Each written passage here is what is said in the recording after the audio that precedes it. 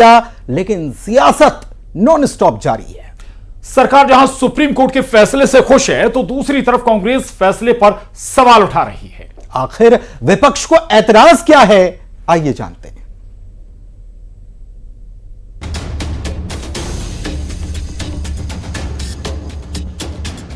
NEET UG के लिए supreme court का आदेश पहले ही आ गया है, जिसमें साफ साफ आदेश है कि नीट यूजी की परीक्षा दोबारा नहीं होगी।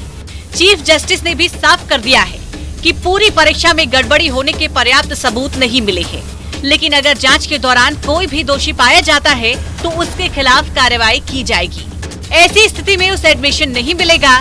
कोर्ट के फैसले के बाद केंद्रीय शिक्षा मंत्री धर्मेंद्र प्रधान ने भी साफ कर दिया है कि एनटीए 2 दिनों के अंदर नीट यूजी 2024 का फाइनल रिजल्ट घोषित करेगा। सुप्रीम कोर्ट की इस ऐतिहासिक जजमेंट के बाद फिर कहूंगा, सत्यमेव जयते, सच कभी छुप नहीं सकता है। कुछ विषय मैंने कल पार्लियामेंट में कहा भी है। देश की शिक्षा व्यवस्था को सुधारने के लिए, विशेष करके नौजवानों की हितों को सुरक्षित करने के लिए किसने क्या किया है, यह ऑन रिकॉर्ड है। विरोधी दल की भूमिका आज की सुप्रीम कोर्ट की जजमेंट के बाद भी स्पष्ट हुई। विशेष करके देश की नेता प्रतिपक्ष, लोकसभा में नेता प्रतिपक्ष काल तक जो रवैया अपनाए थे, देश की एग्जामिनेशन सिस्टम को अमान्य करना, उसको सेम कहना, उसको रबिश कहना, यह उनकी बौद्धिक स्तर का प्रमाण करती है। हालांकि अब इस फैसले के बाद सियासी बयानबाजी भी शुरू हो गई है। सरकार जहां सुप्रीम कोर्ट के फैसले का स्वागत कर रही है तो दूसरी तरफ कांग्रेस फैसले पर सवाल उठा रही है। हम इस ऑर्डर का स्वागत करते हैं और हमारी सरकार की, हमारी मंत्रालय की पहले से ही स्टैंड थी कि कोर्ट का जो भी आदेश आएगा उस आदेश को हम मानेंगे। हमारे माननीय मंत्री श्री धर्मेंद्र प्रधान जी ने भी बार बार ये दोहराया है, हाउस में भी उन्होंने बोला है कि हम कुछ हाइड नहीं करना चाहते, पूरा इन्वेस्टिगेशन हो और सीबीआई इन्वेस्टिगेशन कर भी रही है। शायद लगता है जांच एजेंसियों ने पूरी तरह से जांच के जो तथ्य थे वो सामने सुप्रीम कोर्ट के नहीं रखे होंगे, क्योंकि सीबीआई सरकार के इशारे पर काम करती है और सरकार एनटीए को बचाना चाहती थी। पहले दिन से देश के शिक्षा मंत्री झूठ बोलते चले जा रहे हैं, संसद से लेकर सदन से लेकर हर जगह पर। तो स्वाभाविक है कि कहीं ना कहीं सरकार एनटीए के चेयरमैन जोशी को बचाना चाहती थी। कांग्रेस के साथ अन्य विपक्षी दलों की तरफ से भी सुप्रीम कोर्ट के फैसले पर सवाल उठ रहे हैं।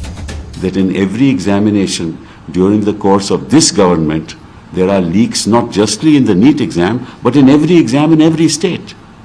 The question is who is involved, for whose benefit is this government, and this is all happening in BJP-ruled states mostly. Supreme court को भी पता होना चाहिए देश में क्या चल रहा है। एक आखिरी आशा का किरण सुप्रीम कोर्ट था, अगर वो किरण भी हमें कोई दिशा नहीं दे रहा है तो हम कहाँ जाएंगे? क्या दबाव है क्या कोर्ट के ऊपर? लेकिन नीट यूजी पेपर लीक पर सुप्रीम कोर्ट के फैसले का समर्थन करते हुए केंद्रीय मंत्री किरेन रिजिजू ने राहुल गांधी पर सियासत करने का आरोप लगाया है। साथ ही विपक्ष के बेवजह हंगामे को गलत बताया है। प्रतिपक्ष राहुल गांधी ने पूरे इंडिया का एग्जामिनेशन सिस्टम को फ्रॉड बताया। राहुल गांधी ने कहा कि पूरा देश का जो एग्जामिनेशन सिस्टम है वो धोखा है। ये बहुत बड़ा इंसल्ट है, क्योंकि हमारा देश में जितने आईएएस, आईपीएस, आईएफएस, जितना भी एलिट क्लास के कोई भी सर्विसेज हो या आईआईटी हो, आईआईएम हो, मेडिकल का जितना भी एग्जामिनेशन होता है उसको फ्रॉड कहना, ये देश के जनता और सिस्टम को एक तरीके से इंसल्ट किया है।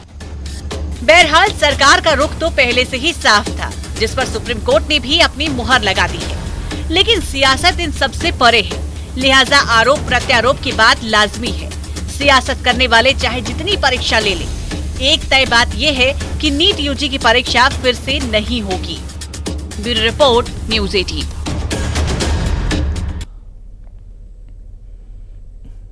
और नेपाल में